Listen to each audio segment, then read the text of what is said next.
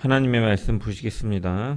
오늘 우리에게 주신 하나님의 말씀은 신명기 4장 32절에서 40절의 말씀입니다. 신명기 4장 32절에서 40절의 말씀입니다. 제가 하나님의 말씀을 봉독합니다. 내가 있기 전 하나님이 사람을 세상에 창조하신 날부터 지금까지 지나간 날을 상고하여 보라. 하늘 이 끝에서 저 끝까지 이런 큰 일이 있었느냐? 이런 일을 들은 적이 있었느냐? 어떤 국민이 풀 가운데에서 말씀하시는 하나님의 음성을 너처럼 듣고 생존하였느냐? 어떤 신이 와서 시험과 이적과 기사와 전쟁과 강한 손과 편팔과 크게 두려운 일로 한 민족을 다른 민족에게서 인도하여 낸 일이 있느냐? 이는 다 너희의 하나님 여호와께서 애굽에서 너희를 위하여 너희의 목전에서 행하신 일이라.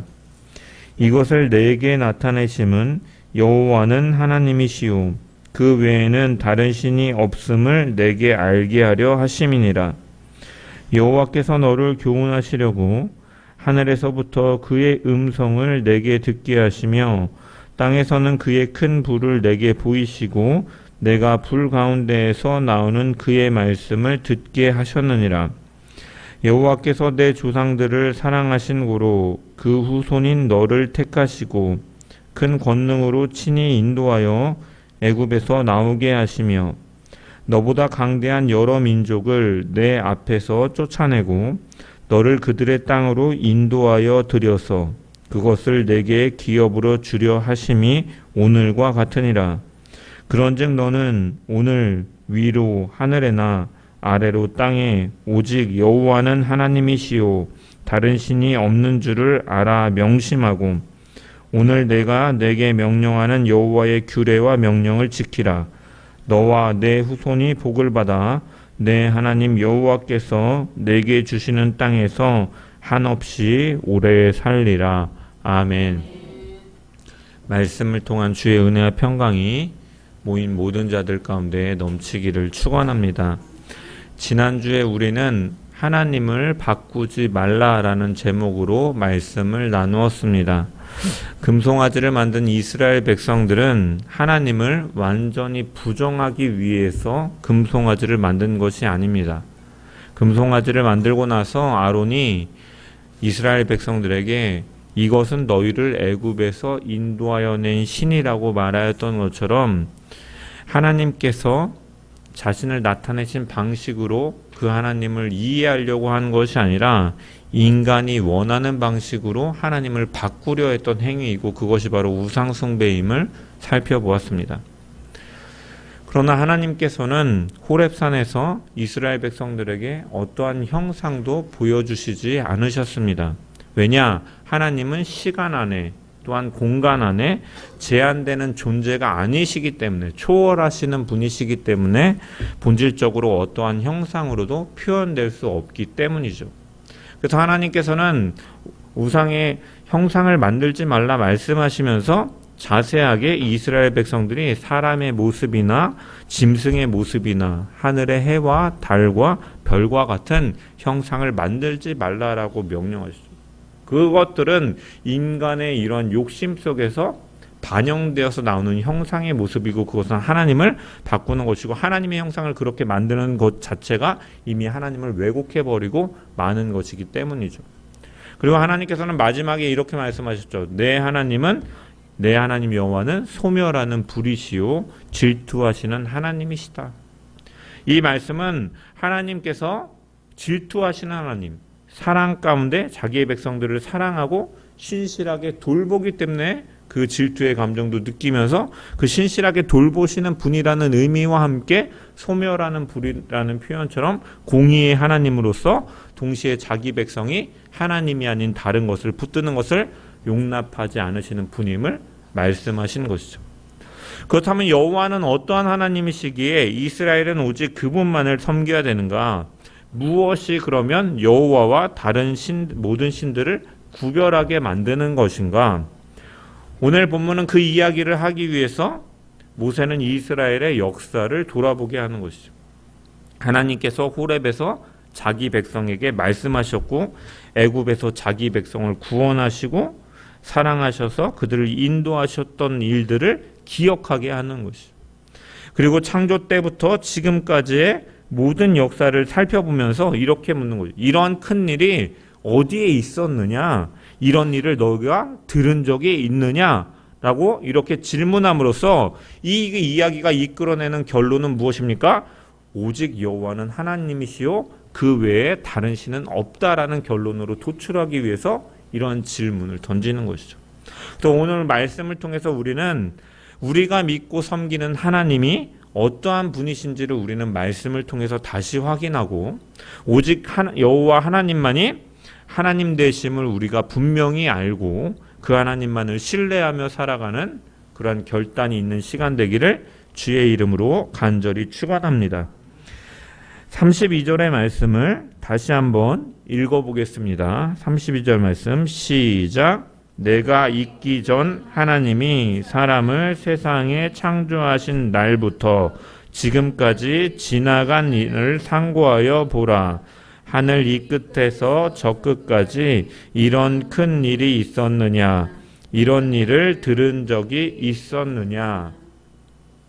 모세는 이스라엘 백성들에게 지나간 날을 상고해 보라라고 말합니다. 주목해 봐야 할 것은 모세는 여호와만 하나님이시다라고 곧바로 선언하는 것이 아니라 대신 질문을 던지는 거죠. 이러한 큰 일이 있었느냐? 이런 일을 너희가 들어본 적이 있느냐라고 하면서 이스라엘 백성들이 스스로 지나온 역사를 상고해 보면서 그 답을 찾도록 하는 것이죠. 더욱 의미심장한 것은 하나님께서 사람을 세상에 창조하신 날부터 지금까지의 모든 역사를 살펴보라고 말하고 있다는 거죠. 호렙산에서 들은 그 이후에 아니면 애굽에서 출애굽한 그 날부터가 아니라 태초부터를 언급하고 있는 것이죠. 이것은 왜 이렇게 말합니까? 하나님께서 이스라엘 가운데 행하신 일은 얼마나 특별한지 그리고 전무후무한 일인지를 강조하기 위해서 이렇게 말하고 있는 것입니다. 그렇다면 여기서 말하고 있는 큰일은 이런 큰일은 어떠한 것을 가리킵니까? 그 답은 이어지는 33절과 34절에 나오죠. 하나님이 호렙산에서 자기 백성에게 직접 말씀하신 사건이고 다른 하나는 애굽에서 자기 백성을 직접 구원하신 출애굽 사건을 가리키는 것이죠. 먼저 33절의 말씀을 다시 한번 읽어보겠습니다. 33절 말씀 시작. 어떤 국민이 불 가운데에서 말씀하시는 하나님의 음성을 너처럼 듣고 생존하였느냐. 모세는 호렙산 사건을 떠올리게 하는 것이죠. 하나님께서 시내산에 강림하실 때 출애굽기 19장에 보면 산에서 불과 연기가 가득하고 우레와 번개가 있고 온 산이 크게 진동합니다. 이스라엘 백성은 하나님의 거룩하심 앞에 두려워 떨게 되죠. 그리고 그 가운데 그들은 살아계신 하나님의 음성을 듣게 됩니다.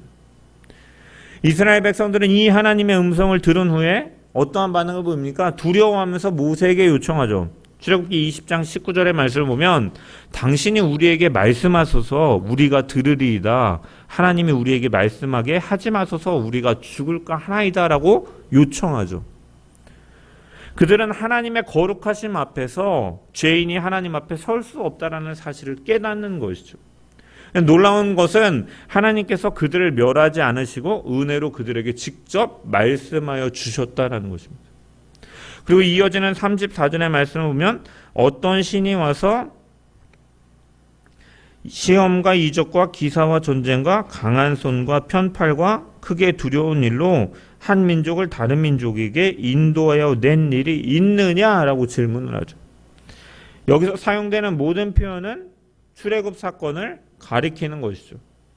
시험은 애굽에 내린 여러 재앙을 말하고 이적과 기사는 하나님께서 행하신 초자연적인 역사들을 가리키는 것이죠. 전쟁은 홍해 사건과 이후 광야에서 하나님께서 자기 백성을 위하여 싸우신 일들을 포함하는 단어이죠. 강한 손과 편팔은 구약에서 반복적으로 사용하는 하나님의 구원의 표현인 것이죠. 그래서 중요한 것은 이 출애굽의 주어가 하나님이다라는 것이에요. 이스라엘 백성들이 스스로 낳은 것이 아니라 하나님께서 직접 자기 백성을 구원하셨다라는 것이죠. 직접 하나님께서 백성에게 말씀하시고 직접 구원하셨다라는 것이에요. 여러분, 이 사실이 왜 중요하냐면 당시에 이 고대 근동에 섬기는 신들은 특정한 지역에만 있는 지역신의 개념, 그리고 어떠한 특정한 민족만 섬기는 이러한 그 민족과 지역에 묶여 있는 개념이었다라는 것이에요. 하지만 하나님께서는 애굽에도 나타나시고 메소포타미아에도 나타나시고 초월하시는 하나님, 어떤 것도 제한을 둘 수 없는 그 하나님, 살아계신 하나님이심을 드러내는 것이죠. 그래서 이러한 일들이 태초부터 지금까지 너희가 듣기에 이런 신에 대해서 들어본 적이 있느냐, 이런 신을 너희가 경험하지 않았느냐라고 계속해서 하고 있는 것이죠. 그래서 여호와 하나님께서는 애굽의 바로와 애굽의 사람들이 섬기는 그러한 모든 헛된 우상들을 심판하시고 자기 백성을 구원하셨다라는 것이죠. 모세는 이러한 사실들을 다시 한번 언급하면서 이러한 신이 도대체 세상 어디에 있느냐, 오직 여호와만이 하나님이시다라는 것을 강조하고 있죠. 특별히 한 가지 더 주목해 봐야 할 것은 모세는 호렙산에서 말씀하신 사건과, 우리가 계속 4장에서 살펴보지만 이 호렙산에서 강림하셔서 말씀하시는 사건과 출애굽 사건을 계속해서 같이 언급하면서 이 두 개를 언급하고 하나의 질문 안에 함께 묶어 놓았다는 것이죠. 하나님께서 말씀하시는 것을 듣지 않았냐, 하나님께서 구원하신 것을 보지 않았냐 하면서 너희가 이러한 일을 태초부터 지금까지 세상에 하나님께서 창조하신 이유, 사람을 창조하신 이유로 이런 큰일이 있는 것을 너희가 본 적이 있느냐, 들은 적이 있느냐, 하나로 묶음으로써 하나님께서 어떠한 분이신지를 보여주고 있는 것이죠. 호렙산에서 말씀하시는 분을 통해서 하나님은 말씀하시는 분이시되 능력이 없으신 분은 아니시다. 능력을 행하면서 출애굽하신 하나님, 또한 하나님께서는 말씀하신 것을 실제 가운데 역사하시는 분이시고 자기 백성과 언약을 맺으시고 행하시는 하나님이시다. 말씀하시고 말씀대로 행하시는 하나님, 살아계신 하나님이시다라는 것을 강조하고 있는 거죠. 그래서 직접 말씀하신 하나님, 직접 자기 백성을 구원하신 하나님, 그리고 그 백성을 내버려 두지 않으시고 역사 가운데 끝까지 인도하시는 하나님, 이런 하나님은 세상 어디에도 없다라는 것입니다. 그러므로 너희는 오직 하나님만 섬기라라는 것이죠. 그래서 이제 우리는 왜 모세가 이것을 상고하라 말하는지 이해할 수가 있는 것이죠. 이스라엘이 여호와만을 섬겨야 하는 이유는 단순히 그들의 조상 때부터 섬겨왔기 때문이 아니다라는 것이에요. 자신을 계시하시고 약속하신 대로 일하심으로 구원하시는 여호와만이 참 하나님이시기 때문에 그분을 섬겨야 된다라고 말씀하고 있습니다. 여러분, 이 모세는 또한 이 설명문의 형태로 이스라엘 백성들에게 말하고 있는 것이 아니라 질문함을 통해서 스스로 답을 찾게 하고 있는 거죠. 그 이스라엘과 하나님과의 관계는 그렇게 말함을 통해서 우리는 무엇을 알 수 있습니까? 어느 날 갑자기 시작된 관계가 아니다. 그러한 시간들이 있었음을 우리가 알 수 있는 것이죠. 오랜 시간 동안 하나님께서 신실하게 이어져 온 관계였다라는 것이죠. 하나님께서 나타나서 말씀하시고 모세를 먼저 부르시고 그들에게 보내시고 이전에는 아브라함과 이삭과 야곱에게 약속하시고 이러한 시간들을 통해서 맺어져 온 관계다라는 것이에요. 그래서 모세는 창조 날부터 지금까지라는 긴 시간을 언급하는 것이죠. 여러분, 그런데 이것은 우리의 삶에도 마찬가지다라는 거예요.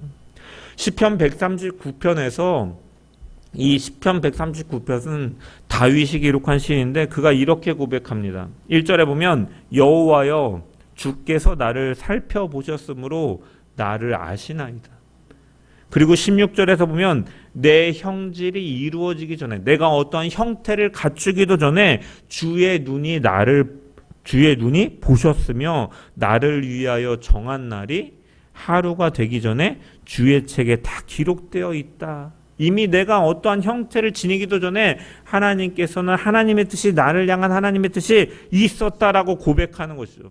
다윗은 하나님을 인격적으로 만난 이후에만 하나님께서 자기 삶에 계셨다라고 고백하고 있는 것이 아닙니다.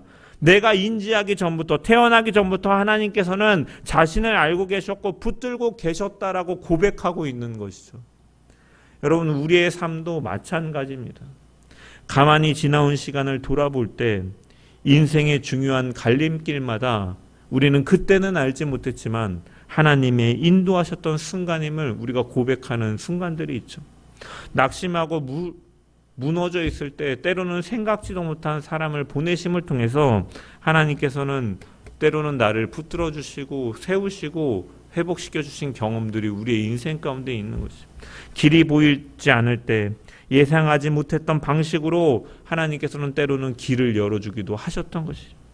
우리는 때때로 그것을 우연이라고 생각하며 지나가지만 지나온 삶을 돌아보면 하나님께서는 이미 오래전부터 우리를 붙들고 계셨다라는 것이, 우리가 하나님을 인지하지 못하고 있던 그 순간에도 하나님은 이미 그분의 뜻 안에서 우리를 위하여 일하시고 우리를 붙드시고 우리에게 말씀하시는 하나님이시다라는 것이죠.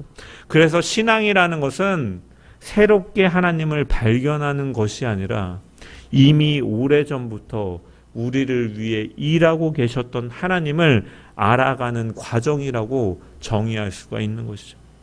오늘 우리에게는 이 출애굽보다, 이스라엘 백성들이 경험한 호렙산에서의 강림과 이 출애굽의 경험보다 더 큰 구원의 사건이 우리에게 있다라는 것이죠. 하나님께서는 그 누구와 비교할 수 없는 독생자 예수 그리스도를 보내셔서 죄와 사망 가운데 있던 우리를 구원하셨습니다. 십자가와 부활을 통해서 우리를 하나님의 백성으로 삼아 주셨습니다. 그러므로 신명기에 이스라엘이 출애굽을 기억하면서 너희가 여호와를 섬겨라 라고 하며 그들이 여호와를 섬겼던 것처럼 우리는 그것과 비교할 수 없는 십자가 부활의 은혜를 기억하며 하나님만을 섬기며 살아가는 자들이 되어야 될 줄 믿습니다.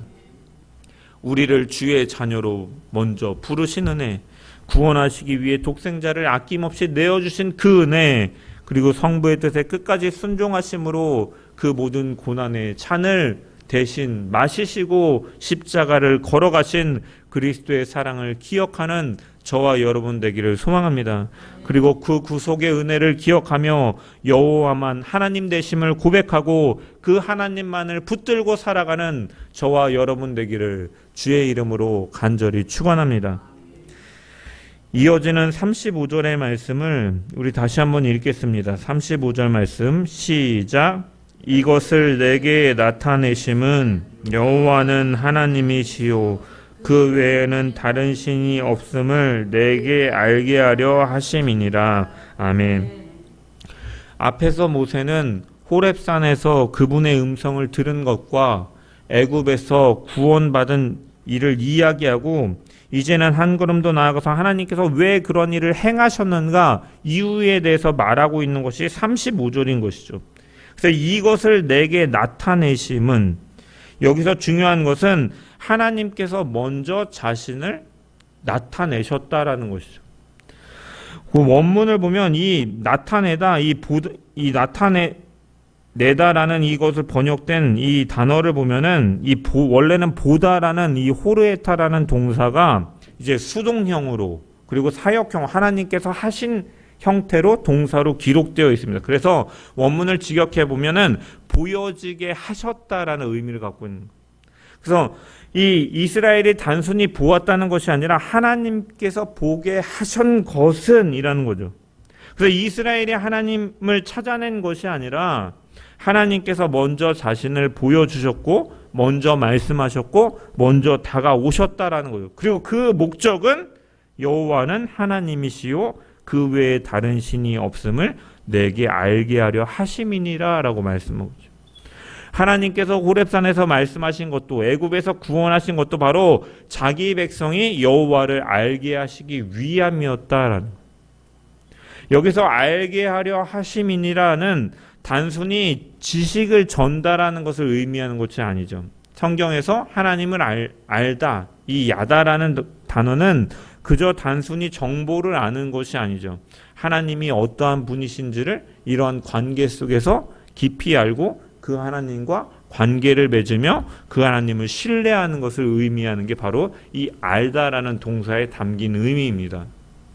그래서 예를 들어서 이스라엘 백성들은 이미 조상 때부터 이 여호와 하나님에 대한 이야기를 들어왔죠. 아브라함 때부터 이제 이삭, 야곱으로 이어지면서 그들은 애굽에 있을 때 이미 여호와 하나님에 대한 이야기는 들어왔죠. 그래서 출애굽기 3장에서 하나님께서 모세에게 자신을 계시하실 때도 자신을 가리켜서 아브라함의 하나님, 이삭의 하나님, 야곱의 하나님, 너희의 조상의 하나님이라고 말씀하시면서 조상들과 맺은 언약을 상기시키시면서 자신에 대해 말씀하시기도 하셨습니다.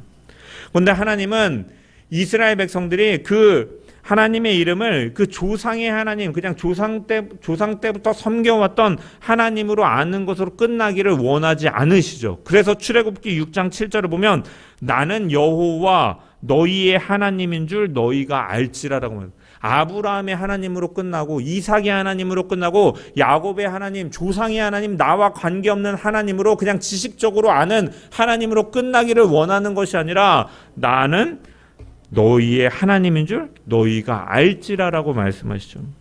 그래서 이스라엘이 여호와의 이름을 그냥 아는 것에서 멈추기를 원치 않으시는 분이다라는 것이죠. 그래서 하나님께서는 출애굽과 광야의 역사를 통해서 하나님께서 어떠한 분이신지를 이스라엘 백성들에게 경험적으로 알게 하신 것이죠. 그들은 애굽에서 하나님께서 약속을 기억하시는 분이다라는 사실을 알게 되었고, 홍해에서는 구원하시는 하나님을 알게 되었고, 광야에서는 공급하시는 하나님임을 그들은 경험을 통해 알게 된 것이죠. 그래서 하나님을 안다라는 것은 단순히 하나님에 대한 정보를 가지는 것이 아니라 하나님을 인격적으로 알아가는 것입니다. 경험하며 은혜를 느끼며 체험하며 알아간다는 것이죠. 오늘날 그리스도인들도 마찬가지입니다. 우리는 하나님에 대해서 지식만을 배우는 사람들이 아닙니다. 살아계신 하나님을 알아가는 것이죠. 말씀을 통해 깨닫고 그 말씀이 오늘 우리의 삶 가운데 살아 역사되며 그 하나님을 경험함을 통해서 하나님과 더욱더 동행하며 관계를 맺어가며 알아가는 것이 바로 신앙생활이다라는 것이죠. 그래서 우리가 성경을 듣고 설교를 듣는 이유는 새로운 지식을 얻기 위해서가 아니라 그 말씀을 통해서 하나님이 어떠한 분이신지를 더욱 깊이 알아가기 위함인 것이죠. 그래서 바울은 그런 의미에서 로마서 10장 17절에 믿음은 들음에서 나며 들음은 그리스도의 말씀으로 말미암았느니라라고 말합니다. 말씀을 통해서 하나님을 더욱더 깊이 알아가게 되고 그 말씀이 오늘의 내 삶 가운데 역사되어지는 것들을 경험함을 통해서 그 하나님을 향한 믿음이 신뢰가 더욱더 커져감을 나타내고 있는 것이죠. 그래서 하나님은 오늘도 말씀을 통해서 자신을 나타내시는 분이시죠. 또한 뿐만 아니라 하나님께서는 우리의 삶 가운데서 자신을 나타내시는데 기도 가운데 응답하심으로 어려움 가운데 우리를 붙드심으로 또한 낙심과 절망 가운데 있는 자들에게 위로하심으로 때로는 우리의 계획과 전혀 다른 방법으로 인도하심을 통하여 하나님께서는 지금도 우리의 삶 가운데 어떠한 분이신지를 늘 가르쳐주고 계시다라는 것이죠. 그래서 신앙생활은 말씀을 통해 하나님을 알아가고 삶 속에서 역사하시는 하나님을 경험하며 그 하나님을 더욱더 신뢰해가는 과정인 줄 믿습니다. 이스라엘이 호렙산과 출애굽을 통하여 하나님을 알아갔던 것처럼 우리 역시도 말씀과 삶 가운데 역사하시는 하나님을 통해 하나님을 더욱 깊이 알아가는 저와 여러분 되기를 주의 이름으로 간절히 축원합니다. 이어지는 말씀에서 모세는 한 걸음 더 깊이 들어갑니다. 37절의 말씀을 보면은 여호와께서 내 조상들을 사랑하신 고로 그 후손인 너를 택하시고 큰 권능으로 친히 인도하여 애굽에서 나오게 하시며 라고 말씀합니다. 이 말씀은 하나님께서 왜 이스라엘에게 자신을 나타내셨는지 왜 애굽에서 구원하셨는지에 대한 가장 깊은 이유를 보여주고 있는데 바로 하나님께서 그들을 사랑하신 고로라고 말씀하고 있죠. 그들이 의롭고 선했기 때문이 아니라 하나님께서 아브라함을 부르신 것도 사랑 때문이었고 이삭과 야곱에게 언약을 주신 것도 사랑 때문이었고 애굽에서 신음하는 백성의 부르짖음을 들은 것도 사랑 때문이었다라는 것입니다. 그래서 하나님은 그들을 그대로 내버려 두지 않으셨다라는 것이죠. 때가 되자 모세를 보내시고 강한 손과 편팔로 그들을 구원하셨고 약속의 땅으로 인도하신 것입니다. 38절도 같은 사실을 말합니다. 너보다 강대한 여러 민족을 내 앞에서 쫓아내고 너를 그들의 땅으로 인도하여 들여서 그것을 내게 기업으로 주려 하심이 오늘과 같으니라. 가나안 땅을 얻게 되는 것도 이스라엘의 힘 때문이 아니다라는 것이죠. 하나님께서 끝까지 붙으셨기 때문인데 그 이유는 바로 사랑하셨기 때문에 언약을 기억하셨기 때문이다라는 거예요. 성도 여러분, 우리도 마찬가지입니다. 우리가 하나님을 찾기 전에 하나님은 먼저 우리를 찾아오셨고 우리가 하나님을 사랑하기 전에 먼저 하나님이 우리를 사랑하셨던 거예요. 그래서 사도 요한은 요한 1서 4장 19절에 우리가 사랑함은 그가 먼저 우리를 사랑하셨습니다 라고 고백하는 것이죠. 우리의 구원은 그러므로 우리의 열심으로 시작된 것이 아닙니다. 먼저 자신을 보이신 것처럼 하나님의 사랑에서 시작된 것이죠. 우리가 아직 죄인 되었을 때 그리스도께서 우리를 위하여 죽으심으로 하나님께서 우리에 대한 자기의 사랑을 확증하셨느니라. 아멘. 그러므로 사랑하는 성도 여러분, 오늘도 우리를 사랑하시고 붙드시는 하나님의 은혜를 기억하며 살아가기를 소망합니다. 먼저 사랑하신 그 사랑을 신뢰하며 살아갈 때 우리는 하나님을 더욱 사랑하게 되고 오직 여호와만 하나님으로 우리가 인정하는 가운데 그분만을 따르며 살아갈 수 있는 줄 믿습니다. 나를 먼저 사랑하시고 나를 부르시고 나를 위하여 독생자를 내어주신 그 하나님의 먼저 된 사랑 안에 오늘도 거하며 그 사랑을 신뢰함으로 하나님만을 섬기는 복된 성도들 되기를 주의 이름으로 간절히 축원합니다. 마지막으로 39절에서 40절 말씀을 보면은 그런즉 너는 오늘 위로 하늘에나 아래로 땅에 오직 여호와는 하나님이시요 다른 신이 없는 줄을 알아 명심하고 오늘 내가 내게 명령하는 여호와의 규례와 명령을 지키라. 너와 내 후손이 복을 받아 내 하나님 여호와께서 내게 주시는 땅에서 한없이 오래 살리라 라고 기록되어 있습니다. 여기 그런즉이라는 표현은 지금까지 모든 내용에 대해서 정리하는 말이죠. 그래서 하나님께서 호렙산에서 말씀하시고 출애굽으로 너희를 구원하셨고 사랑으로 택하고 인도하셨으니 이제는 너희는 어떻게 살아야 되는가 결론부인 것이죠. 그리고 그 답은 무엇입니까? 바로 39절의 말씀인 거죠. 오직 여호와는 하나님이시요 다른 신이 없는 줄을 알아 명심하라. 여기서 알라라는 말은 앞서서 살펴본 것처럼 지식적으로 머리로만 이해하는 것이 아니라 하나님을 신뢰하고 그분과 관계를 맺으며 하나님께 삶을 맡기는 것을 의미하는 거죠. 그리고 하나님을 알고 명심하라라고 말하죠. 여기 명심하라라는 말은 명심, 마음에 두고 잊지 말라라는 의미를 가진 단어이죠. 그래서 하나님이 어떠한 분이신지를 아는 것에서 끝나지 말고 그 사실을 마음 깊이 새기고 살라라는 의미인 것이죠. 그리고 이 명심하다라고 번역된 이 히브리어 단어를 보면은 이미 알고 있는 진리에 다시 마음을 돌려놓으라라는 의미를 가진 단어입니다. 그래서 하나님이 어떠한 분이신지를 잊지 말고 늘 마음을 돌이켜서 그 마음 중심에 두라라고 명령하고 있는 것이죠.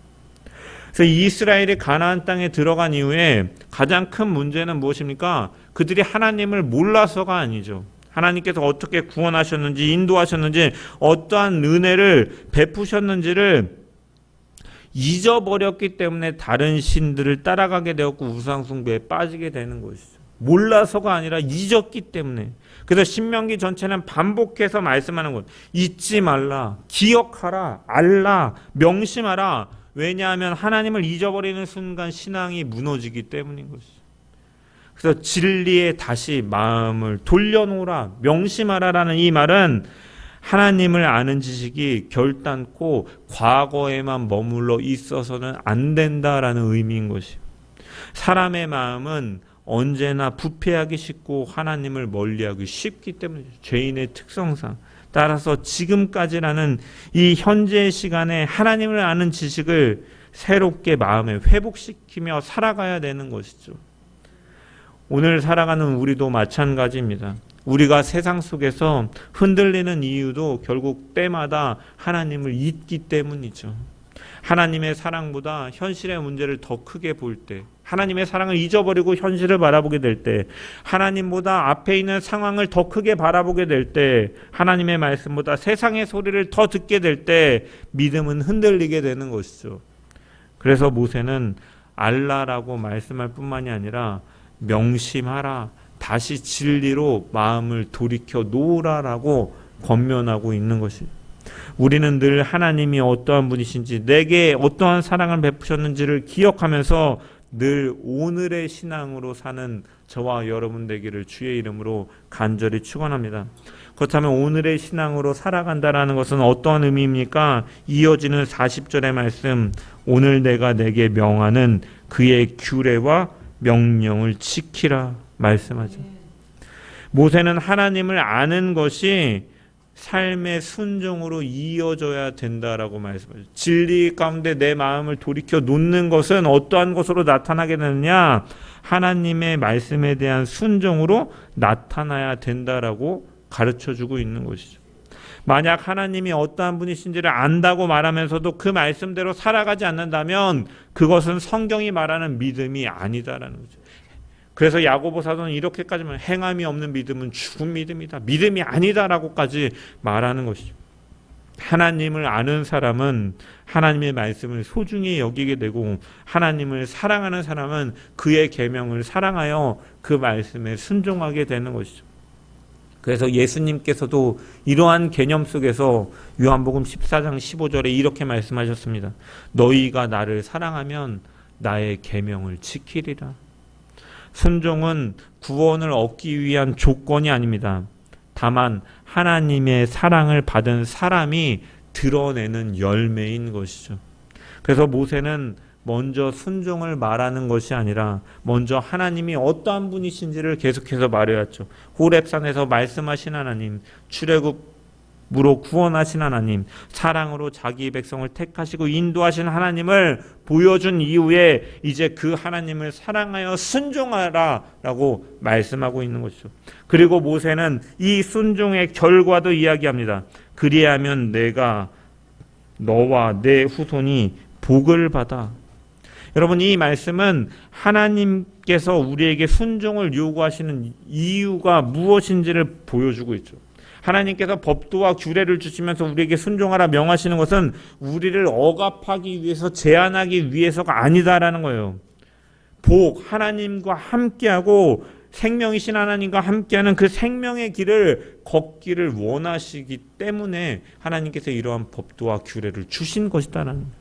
그래서 하나님의 말씀은 우리를 속박하기 위해서, 제한하기 위해서 주신 짐이 아니라 우리를 사랑하시고 우리가 창조된 목적대로 살게 하시끔 우리를 살리기 위해서 주신 것인 줄 믿습니다.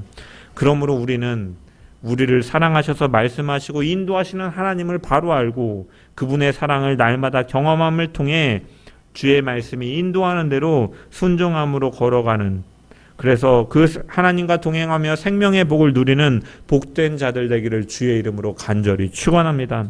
말씀을 마무리하겠습니다. 오늘 말씀은 여호와만이 하나님이심을 분명하게 나타내고 있죠.